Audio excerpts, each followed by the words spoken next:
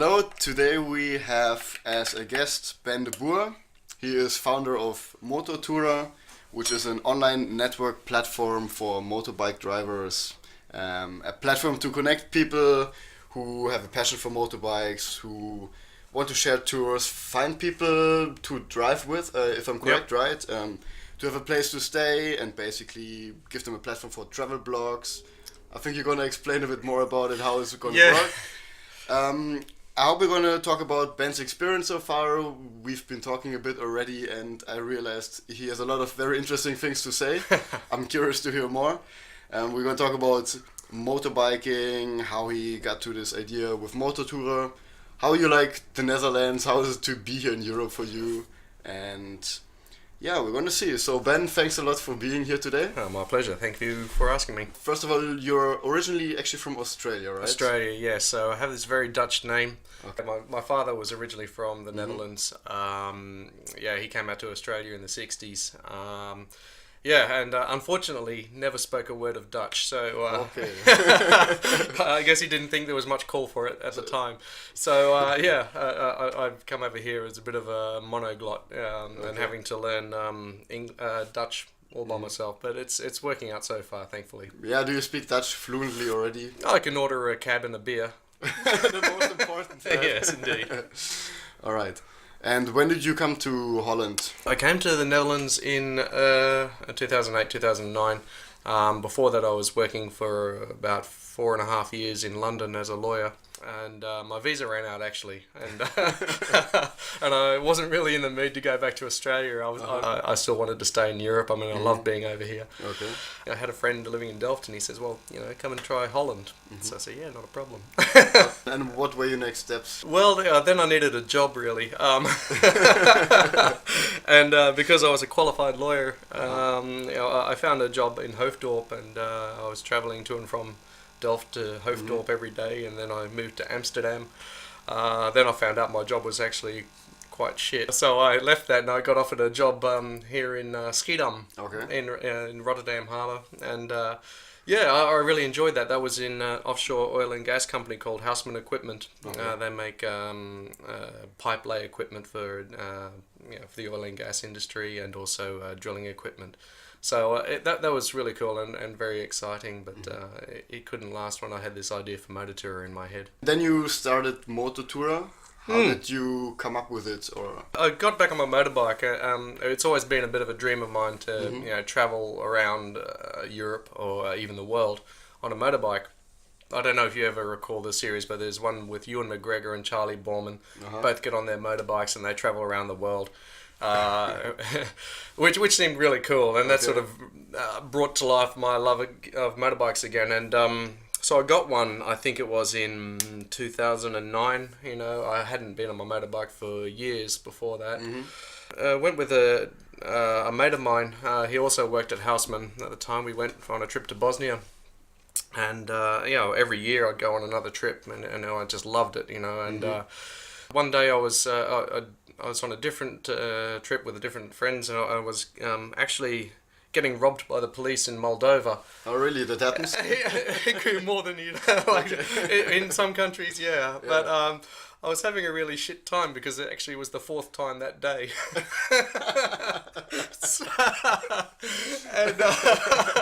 And you can imagine it's not even Moldova, but there's a little breakaway state in Moldova called Transnistria. In Moldova, it was they pull you over basically because you're on a motorbike, or because you're foreign, or because it's a Tuesday. On the 4th time, I was feeling a little bit jaded, a little bit angry, and a little bit crazy, and because I was on my own at that time as well.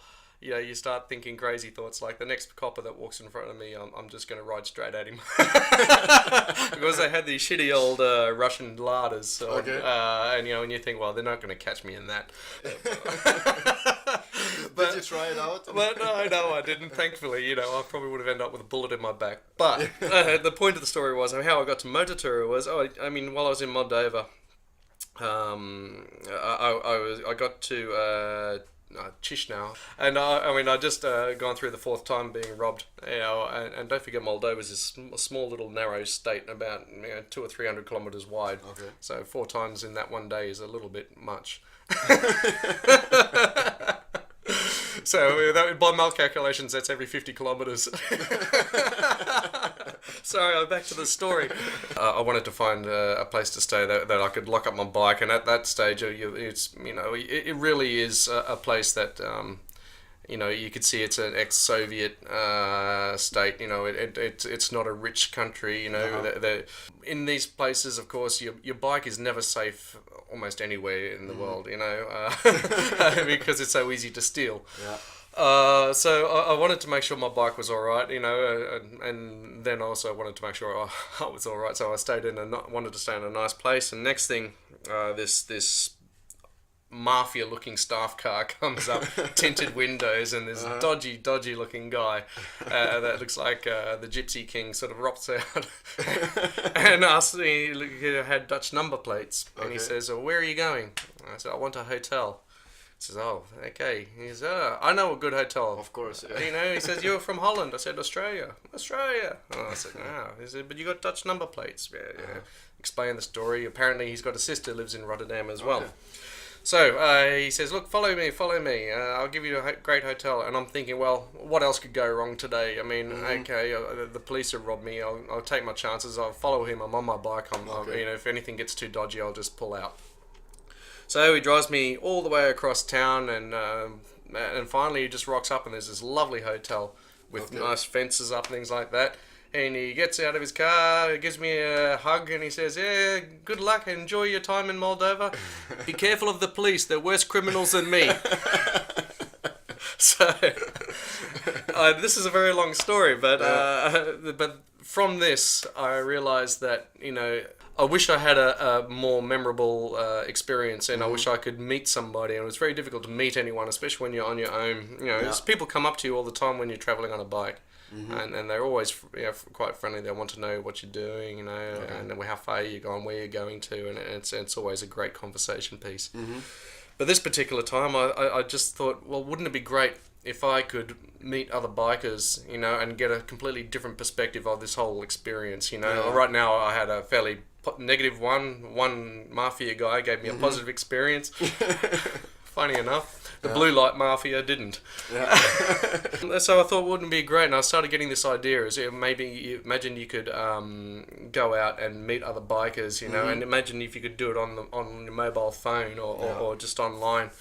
And also, maybe there's some really great biking roads that I've just completely missed. And on top of that, I was looking for a hotel. Imagine if I could just find a hotel where I knew my bike would be safe. I'd meet other bikers, and I'd meet all these people because they're doing the same thing. You can share your experiences. Yeah.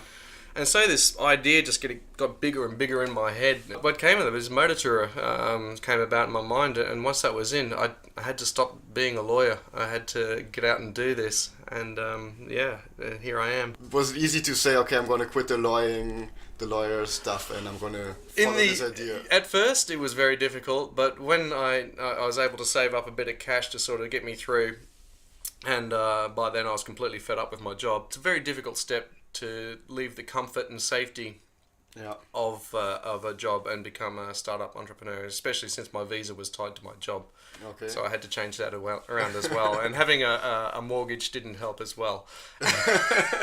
so some would say it was a big risk. I didn't want to look back in 20 years and think about, oh, I wish I'd taken that chance. Sometimes you have to take a risk. You should weigh up the options, be aware of the risks, but don't let it inhibit you. If you really believe in it, then and you want to improve your situation, or you want to just that it's such a good idea that you might even have doubts. Of course, I've had doubts every day almost, about whether or not this will be successful.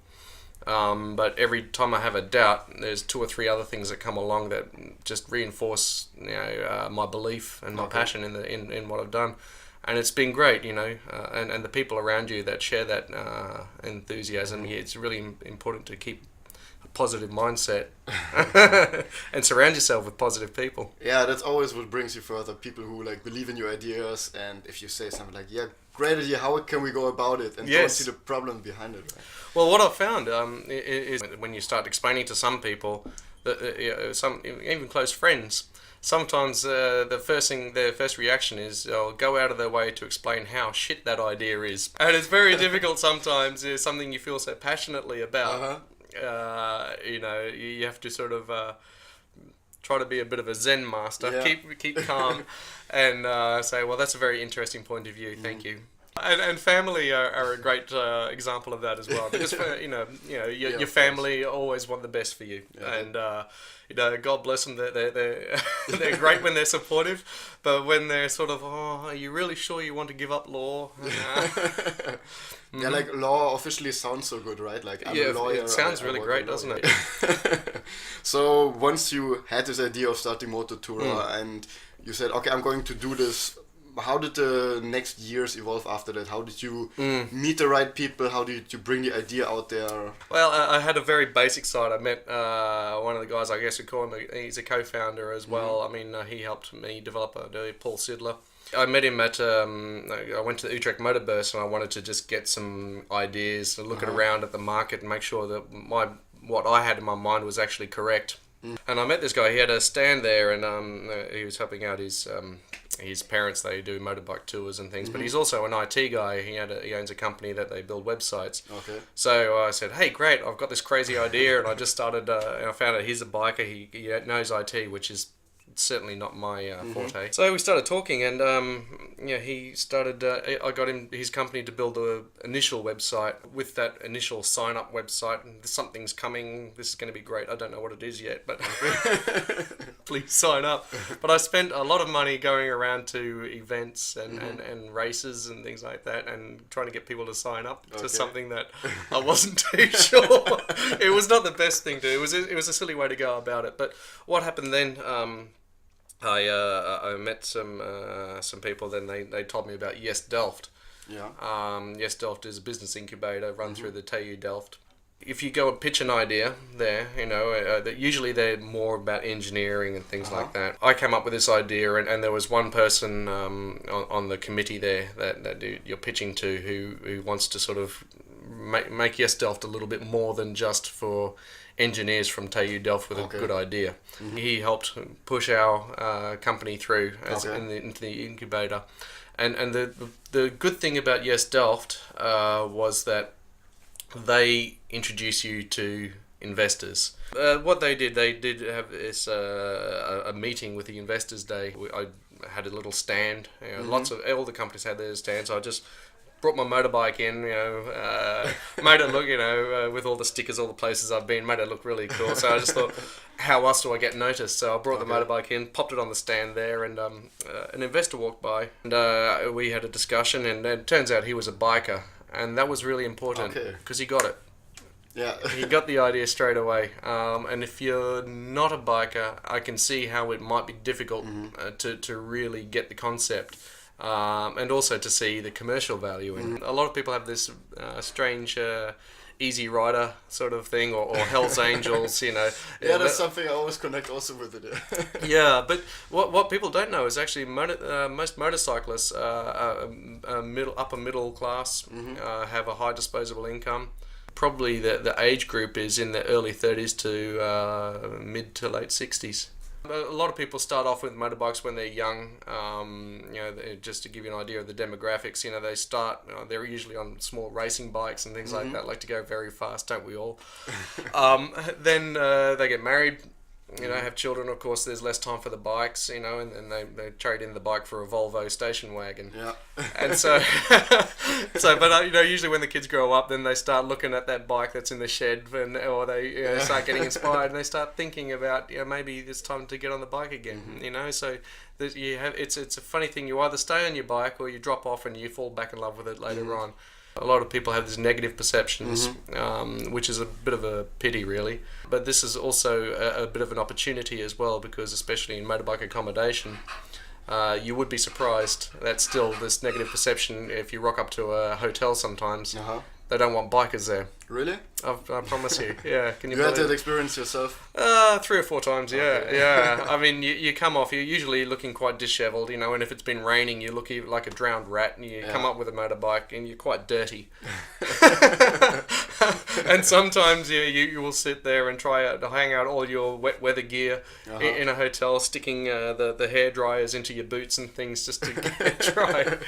But the opportunity out of that is there are hotels that really embrace the motorbike scene, because they know that these guys are generally well behaved. Yeah. They spend well. If you cater for that market, then you have a motorbike friendly hotel. We're talking about a place to park your bike safely, hang out your wet weather gear. And funny enough, I mean, a lot of the best ones would be the ones in alpine communities. These are skiing resorts and things in the wintertime. And in summertime, of course, you're on the best roads because it's all mountainous and windy and hilly. Okay. And they've already got the facilities. They've got a place, you know, you can hang out your wet weather gear. In wintertime, that's where you dry out your ski gear. Let's say I would buy myself a bike at some point, and I would decide to make routes, also to East Europe and something. And I would go into Motortourer.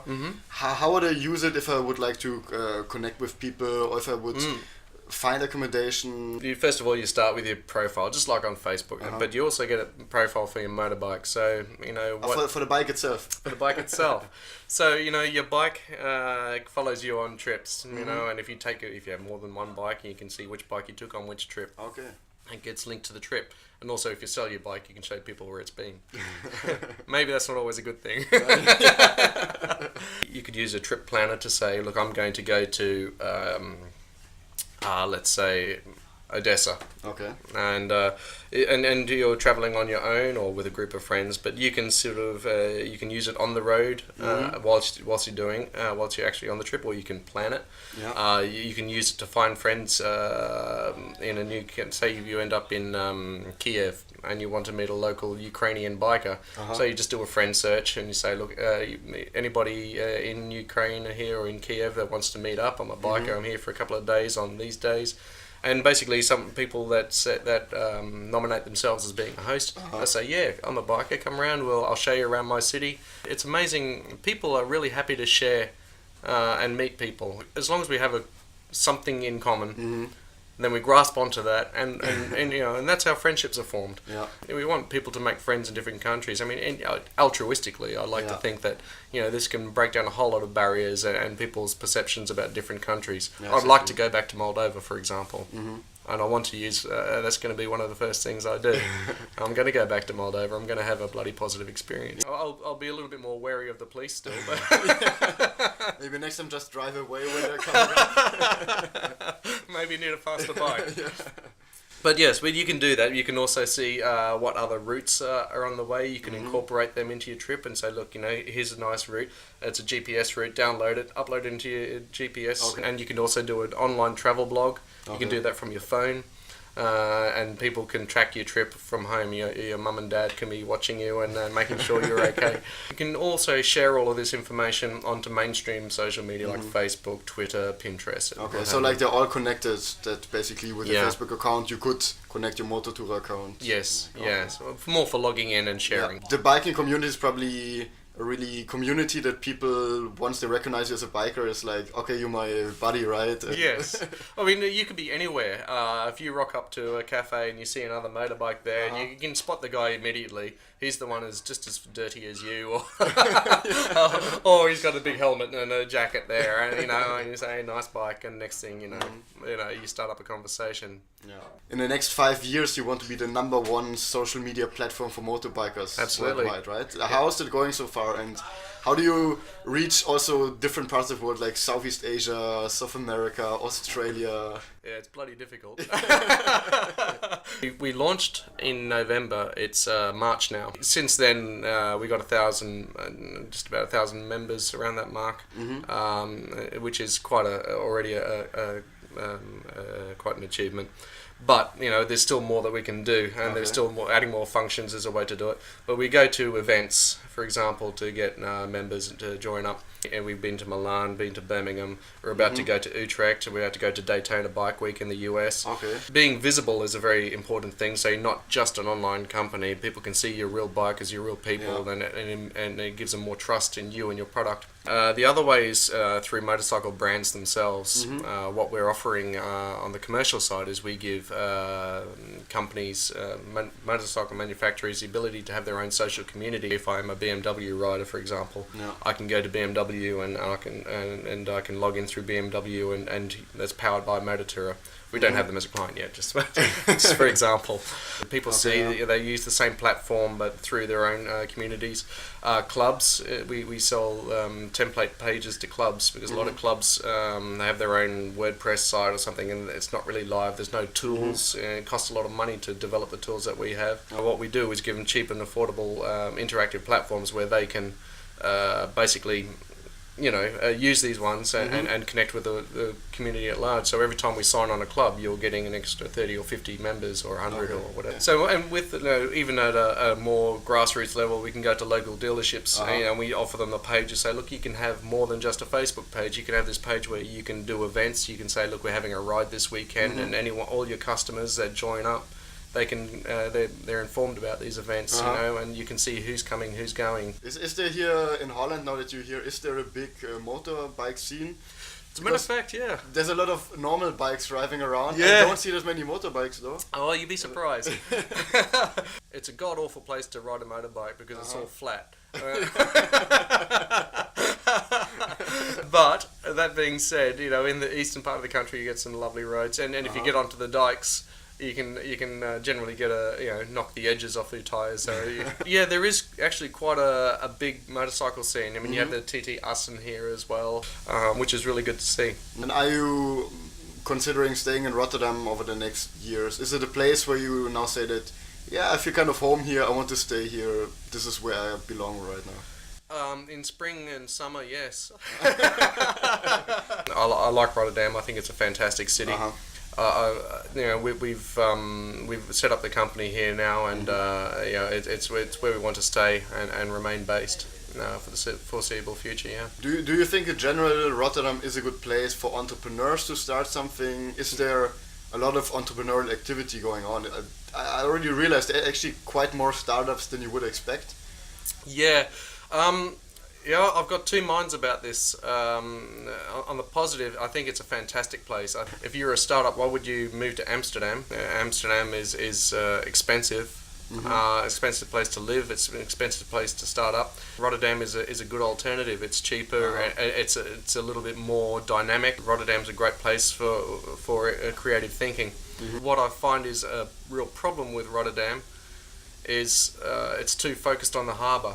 It's a lovely harbour. I understand the history. The gemeente itself should do more to really promote this as a place for startup companies. Give them real incentives. I don't see that. I'm not made aware of that, and I think that's a real problem.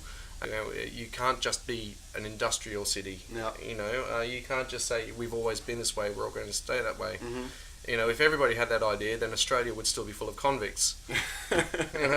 But we're not. We're a young, dynamic country. We moved away. We got the shackles off.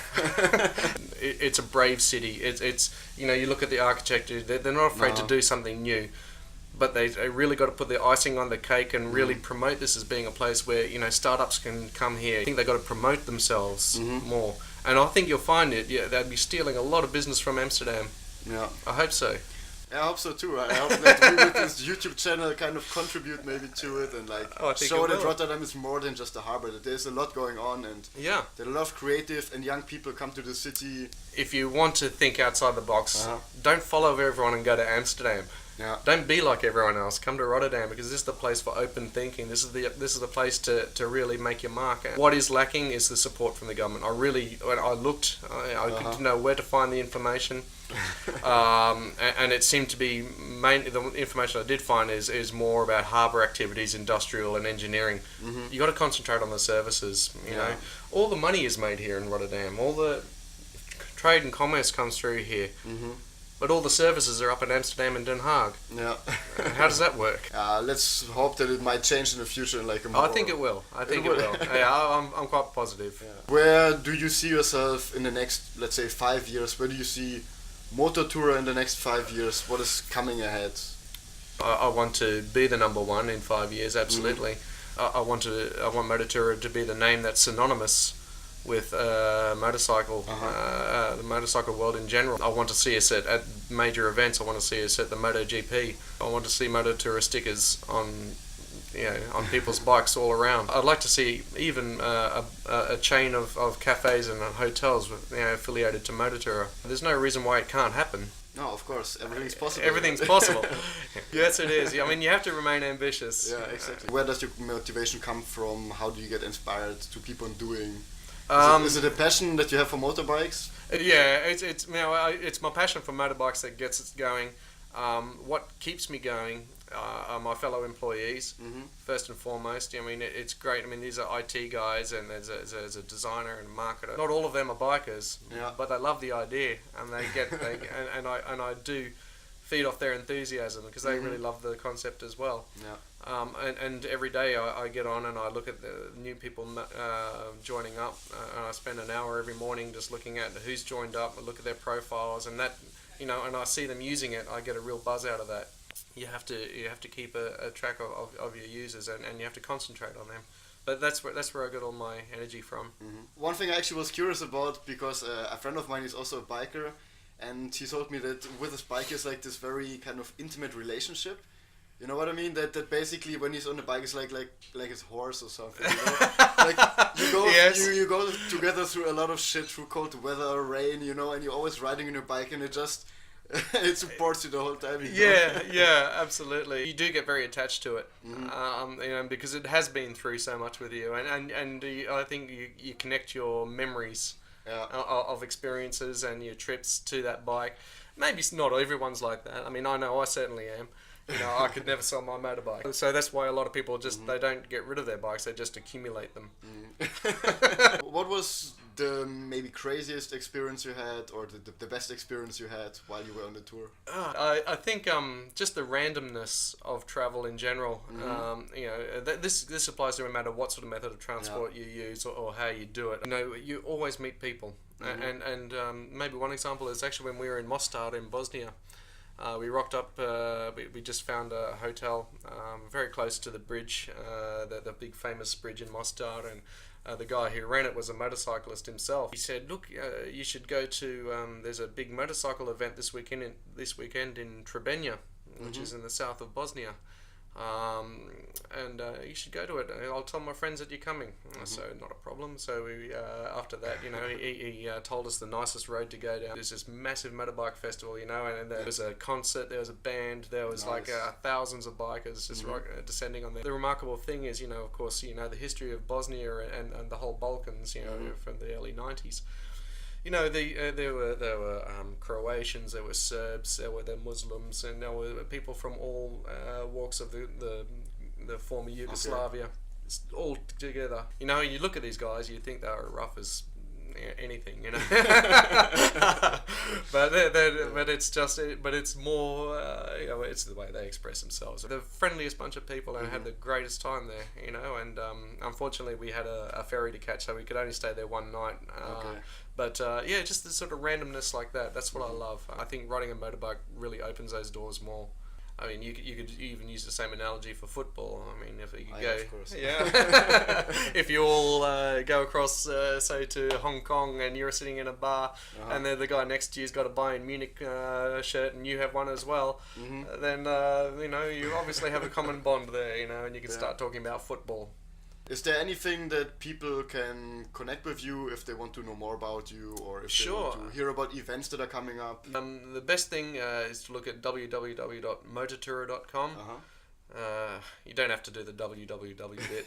Motortourer.com. Motortourer.com. It's going to be in several languages. The base system it'll be at the moment is in German, Italian, and Spanish. We're going to expand into French and Portuguese later on, and Polish and Russian.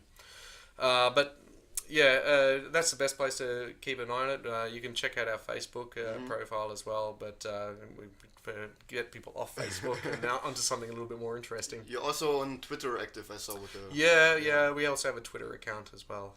You'll find all our latest events and things like that, and notices on there. But the best point to start off is at the actual website itself. I will include the links in the video so people, when they see it, they can fantastic. directly go on it and join it. Is there maybe anything else that you would like to say, feedback you would like to give us, your ideas about the boat, something?